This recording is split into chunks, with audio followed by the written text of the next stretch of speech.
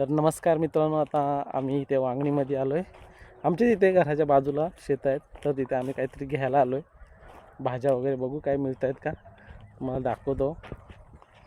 संध्याकाळचे 7 वाजलेत पण अजून उजेड आहे इथे. हा सुमित दादा, हाय कर हाय.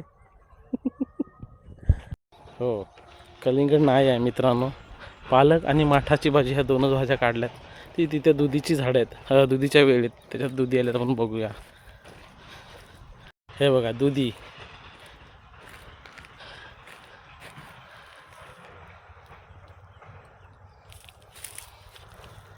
किती भारी आहे. हे बघा इकडे किती आलेत, लटकत आहेत. 2 3 4 4 5.